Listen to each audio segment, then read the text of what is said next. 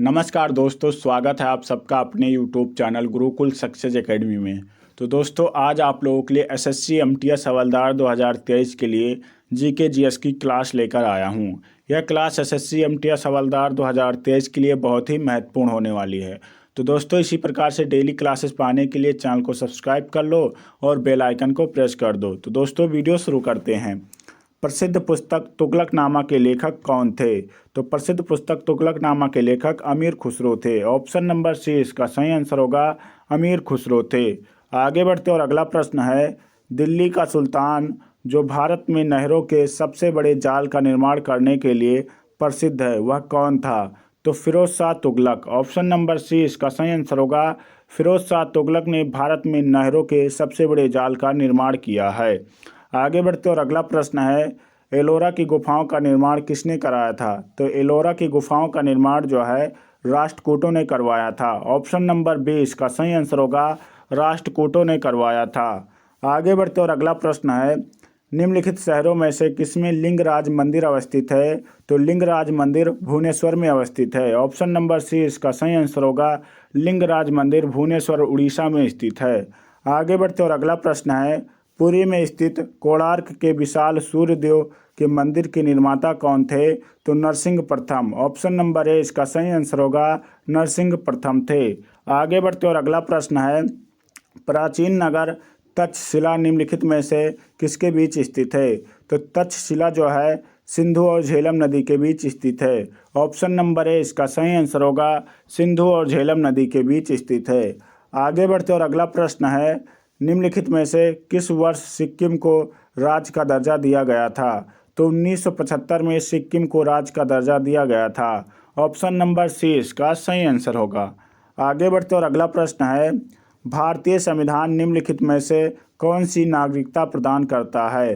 तो भारतीय संविधान एकल नागरिकता प्रदान करता है। ऑप्शन नंबर ए इसका सही आंसर होगा, एकल नागरिकता प्रदान करता है। आगे बढ़ते और अगला प्रश्न है, मौलिक अधिकारों के अंतर्गत कौन सा अनुच्छेद बच्चों के शोषण से संबंधित है? तो अनुच्छेद 24। ऑप्शन नंबर डी इसका सही आंसर होगा, अनुच्छेद 24 जो है बच्चों के शोषण से संबंधित है। आगे बढ़ते और अगला प्रश्न है, भारत के किस राज्य में सामान्य नागरिक संहिता लागू है? तो गोवा में। ऑप्शन नंबर बी इसका सही आंसर होगा, गोवा राज्य में सामान्य नागरिक संहिता लागू है। आगे बढ़ते और अगला प्रश्न है, अलेक्जेंडर फ्लेमिंग ने किसकी खोज की थी? तो अलेक्जेंडर फ्लेमिंग ने पेंसिलिन की खोज की थी। ऑप्शन नंबर ए इसका सही आंसर होगा, पेंसिलिन की खोज की थी। आगे बढ़ते और अगला प्रश्न है, विश्व प्रसिद्ध जोग जलप्रपात किस राज्य में स्थित है? तो कर्नाटक राज्य में स्थित है। ऑप्शन नंबर सी इसका सही आंसर होगा। जोग जलप्रपात को गरसप्पा जलप्रपात भी कहते हैं। आगे बढ़ते और अगला प्रश्न है, वर्मी कल्चर का संबंध किससे है? तो वर्मी कल्चर का संबंध केचुआ पालन से है। ऑप्शन नंबर डी इसका सही आंसर होगा, केचुआ पालन से है। आगे बढ़ते और अगला प्रश्न है, प्राचीन काल में कन्नौज किस राजा की राजधानी थी? तो हर्षवर्धन की। ऑप्शन नंबर सी इसका सही आंसर होगा, प्राचीन काल में कन्नौज हर्षवर्धन की राजधानी थी। आगे बढ़ते और अगला प्रश्न है, अकबर के शासनकाल के दौरान राजस्व प्रणाली किसके हाथों में थी? तो टोडरमल के हाथों में थी। ऑप्शन नंबर सी इसका सही आंसर होगा, टोडरमल के हाथों में थी। आगे बढ़ते और अगला प्रश्न है, भारत में पहला मुगल उद्यान किसने लगवाया था? तो बाबर ने। ऑप्शन नंबर डी इसका सही आंसर होगा, बाबर ने लगवाया था। आगे बढ़ते और अगला प्रश्न है, विश्व का सबसे बड़ा मरुस्थल कौन सा है? तो विश्व का सबसे बड़ा मरुस्थल सहारा मरुस्थल है। ऑप्शन नंबर सी इसका सही आंसर होगा, सहारा मरुस्थल है। आगे बढ़ते और अगला प्रश्न है, प्रवासी भारतीय दिवस प्रतिवर्ष कब मनाया जाता है? तो प्रवासी भारतीय दिवस प्रतिवर्ष 9 जनवरी को मनाया जाता है। ऑप्शन नंबर ए इसका सही आंसर होगा, 9 जनवरी को मनाया जाता है। आगे बढ़ते और अगला प्रश्न है, मानव शरीर का ब्लड बैंक किसे कहा जाता है? तो मानव शरीर का ब्लड बैंक प्लीहा को कहा जाता है। ऑप्शन नंबर सी इसका सही आंसर होगा, प्लीहा को कहा जाता है। आगे बढ़ते और अगला प्रश्न है, निम्नलिखित में से किस समिति ने मौलिक कर्तव्यों को शामिल करने की अनुशंसा की थी? तो स्वर्ण सिंह समिति ने। ऑप्शन नंबर सी इसका सही आंसर होगा, स्वर्ण सिंह समिति ने मौलिक कर्तव्यों को शामिल करने की अनुशंसा की थी। आगे बढ़ते और अगला प्रश्न है, मूल संविधान में लोकसभा सदस्यों की संख्या कितनी निर्धारित की गई थी? तो मूल संविधान में लोकसभा सदस्यों की संख्या 500 निर्धारित की गई थी। ऑप्शन नंबर ए इसका सही आंसर होगा। वर्तमान में कितनी है? तो दोस्तों वर्तमान में 552 है। वर्तमान में कितनी? 552 है, लेकिन इलेक्शन कितने पर होती है? तो 545 पर इलेक्शन होता है। आगे बढ़ते और अगला प्रश्न है, प्रधानमंत्री की नियुक्ति कौन करता है? तो प्रधानमंत्री की नियुक्ति राष्ट्रपति करते हैं। ऑप्शन नंबर सी इसका सही आंसर होगा। प्रधानमंत्री की नियुक्ति राष्ट्रपति करते हैं। आगे बढ़ते और अगला प्रश्न है, मंत्रिमंडल की बैठक की अध्यक्षता कौन करता है? तो मंत्रिमंडल की बैठक की अध्यक्षता प्रधानमंत्री करते हैं। ऑप्शन नंबर डी इसका सही आंसर होगा। प्रधानमंत्री करते हैं। आगे बढ़ते और अगला प्रश्न है, कौन सा भारतीय द्वीप बंगाल की खाड़ी में स्थित है? तो अंडमान निकोबार द्वीप समूह जो है वो बंगाल की खाड़ी में स्थित है। ऑप्शन नंबर डी इसका सही आंसर होगा। आगे बढ़ते और अगला प्रश्न है, चेरापूंजी कहाँ पर स्थित है? तो चेरापूंजी खासी पहाड़ियों पर स्थित है। ऑप्शन नंबर सी इसका सही आंसर होगा। खासी पहाड़ियों पर स्थित है। आगे बढ़ते और अगला प्रश्न है, नर्मदा एवं ताप्ती नदियों के मध्य स्थित है। तो नर्मदा और ताप्ती नदियों के बीच सतपुड़ा पहाड़ियाँ स्थित हैं। ऑप्शन नंबर बी इसका सही आंसर होगा। सतपुड़ा पहाड़ियाँ स्थित हैं। आगे बढ़ते और अगला प्रश्न है, निम्नलिखित में से किस राज्य में सबरीमाला मंदिर स्थित है? तो सबरीमाला मंदिर केरल राज्य में स्थित है। ऑप्शन नंबर सी इसका सही आंसर होगा। केरल राज्य में स्थित है। आगे बढ़ते और अगला प्रश्न है, क्षिप्रा नदी निम्नलिखित में से किसकी सहायक नदी है? तो चंबल नदी की सहायक नदी है। ऑप्शन नंबर बी इसका सही आंसर होगा। और क्षिप्रा नदी के किनारे कौन सा शहर बसा है? तो क्षिप्रा नदी के किनारे उज्जैन शहर बसा हुआ है। ऑप्शन नंबर इसका बी सही आंसर होगा।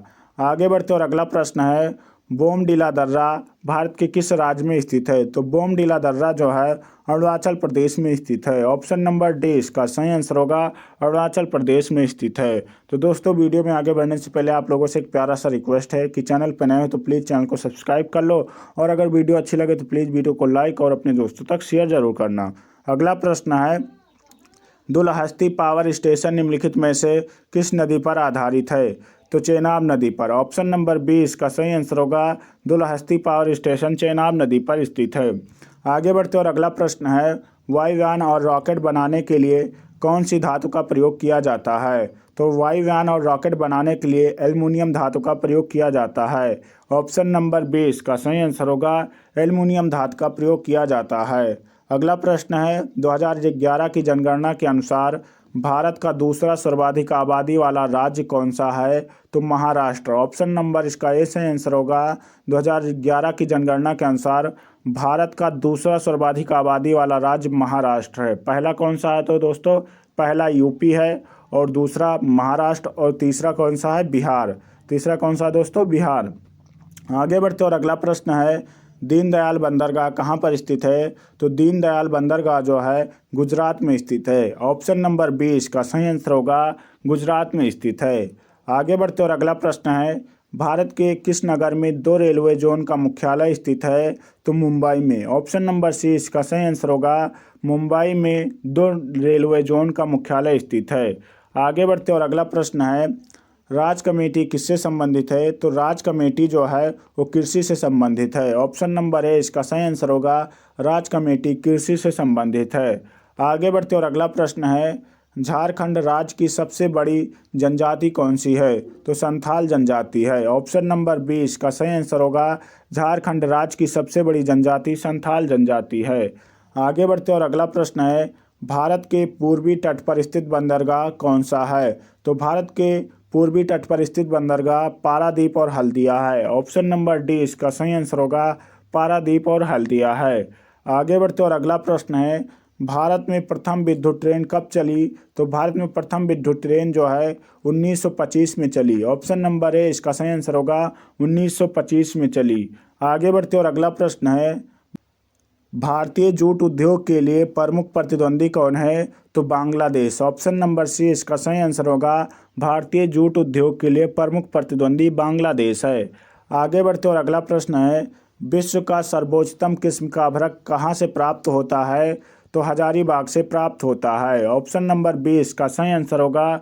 हजारीबाग से प्राप्त होता है।